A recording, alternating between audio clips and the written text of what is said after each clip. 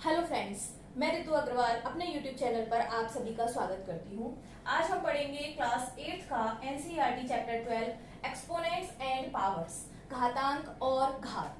तो फ्रेंड्स, हम यहाँ देखेंगे कि घातांक और घात में क्या अंतर होता है। सबसे पहले तो देखिए, कोई नंबर है यदि 10⁻⁴, यहाँ पर 10 की घात 4, 10 ये हमारा जो है बेस है जिसको हम आधार कहते हैं, और जो यहाँ ऊपर ये लगी हुई है इसको हम बोलते हैं घातांक या एक्सपोनेंट।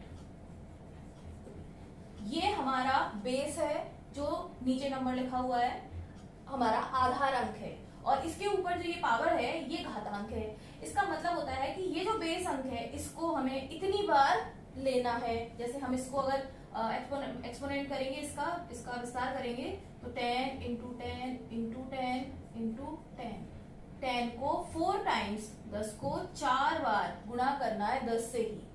और ये जो हमारा पूरा फॉर्म आया लिखने का, इसको हम बोलते हैं घात रूप या पावर फॉर्म।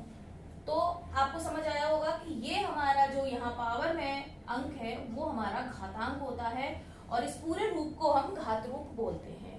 तो हमने कक्षा 7 और घात के बेसिक को पढ़ चुके हैं, तो अब हम कक्षा 8 में पढ़ेंगे ऋणात्मक घातांक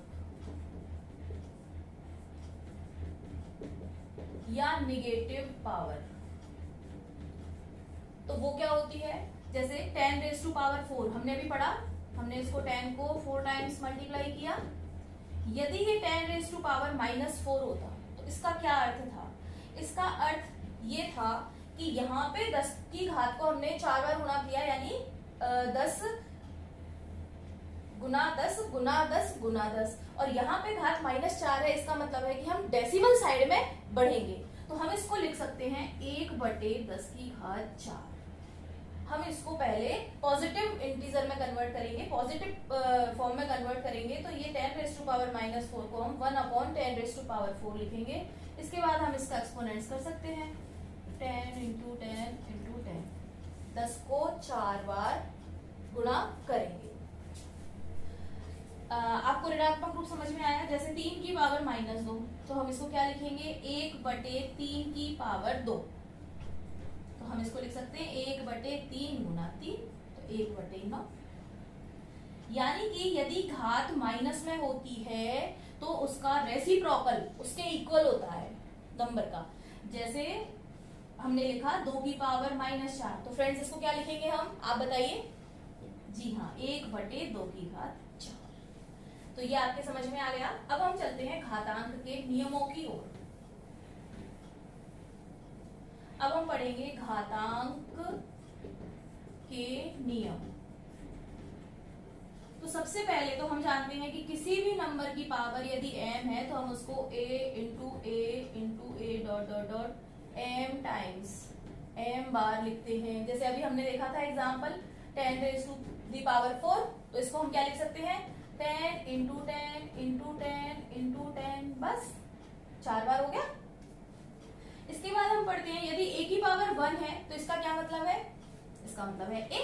जैसे कि यहाँ 10 की पावर 1 है, तो अब 10 को एक ही बार गुणा करना है, तो बस कर दिया 10।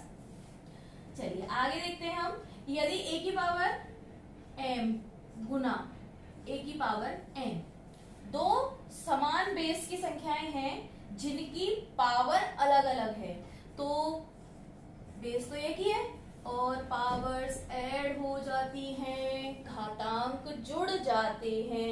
हमको एग्जांपल ले लेते हैं, जैसे 2 की पावर 3 इंटू 2 की पावर 2, ये है।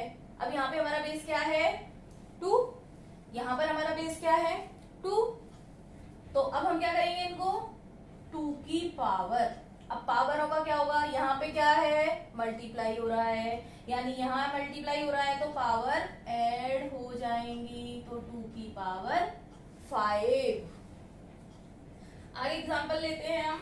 नेक्स्ट रूल, a की power m divided by a की पावर n, यानी कि यदि समान बेस की संख्याएं में भाग लग रहा हो तो यहाँ पर क्या होता है? बेस सेम है, घातें घट जाती हैं, माइनस हो जाती है पावर। तो अभी हमने एग्जांपल लिया 2 की पावर 3 इंटू 2 की पावर 2। अब हम ले लेते हैं 2 की पावर 3 डिवाइडेड बाई 2 की पावर 2। तो अब देखिए बेस हमारा सेम है कि नहीं है, इधर भी बेस 2 है, इधर भी बेस 2 है, तो 2 की पावर, अब घातों का क्या होगा जी, यहाँ देखेंगे हम चिन्ह क्या है, तो 2 की पावर 3 माइनस 2, तो ये आ गया 2 की पावर 1। चलिए नेक्स्ट, अब हम देखते हैं यदि कोई नंबर है जिसकी पावर m है और उसके और पावर लगी हुई है n, तो इसको कैसे सॉल्व करेंगे, तो यहाँ पर हम लिखते हैं a की पावर m इंटू n। यदि घात के ऊपर घात लगी हो तो घातें गुणा हो जाती हैं, घात के ऊपर घात यदि लगी होती है तो घातें गुणा हो जाती हैं। जैसे अभी हम देखें 2 की पावर 3 की पावर 2, हमने ले लिया 2 की पावर 3 एक नंबर था और उसके ऊपर पावर लगी हुई है 2, तो ये हो जाएंगी 2 की पावर 3 इंटू 2, तो 2 की पावर 6। देखिए हम इनको एक बार वापस से रिवाइज करते हैं। यदि कोई भी नंबर है जिसकी पावर लगी हुई है m, तो हम उसको लिख सकते हैं नंबर को उतनी ही बार गुणा करके जितनी उसकी पावर है। जैसे हमने यहाँ 10 की पावर 4 को लिख दिया 10 इंटू 10 इंटू 10 को 4 टाइम्स इंटू कर दिया, ठीक है।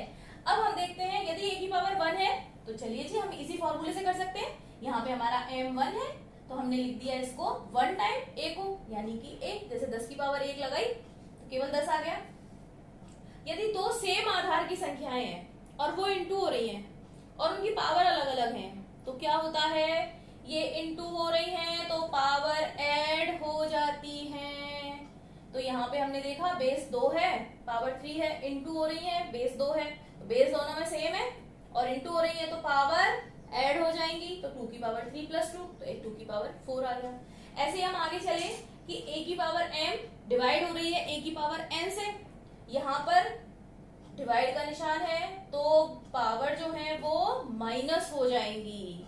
जैसे यहाँ पे हमने 2 लिया बेस और पावर 3 डिवाइडेड बाई 2 की पावर 2, तो यहाँ डिवाइड हो रहा है तो जो पावर है वो माइनस हो जाएंगी, तो 2 की पावर 1। इसी तरह से a की पावर m की पावर n, यानी कोई नंबर है जिसकी पावर है और उसके ऊपर पावर है, तो यहाँ पे ये दोनों पावर इंटू हो जाती हैं, तो a की पावर m इंटू n हो जाएगी, 2 की पावर 3 इंटू 2 हो गई, 2 की पावर 6 आ गई।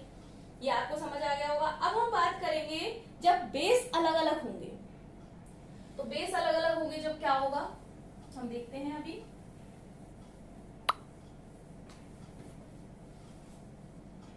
छठे नंबर पे मान लीजिए a की पावर m है इंटू b की पावर m है, यहाँ पे बेस बदल गए, इसका बेस a है और इसका बेस b है, पावर सेम है दोनों की बिल्कुल। तो अब क्या होगा, यहाँ पे a इंटू बी, बेस गुणा हो जाएंगे और पूरे के ऊपर पावर लग जाएगी क्योंकि पावर सेम है।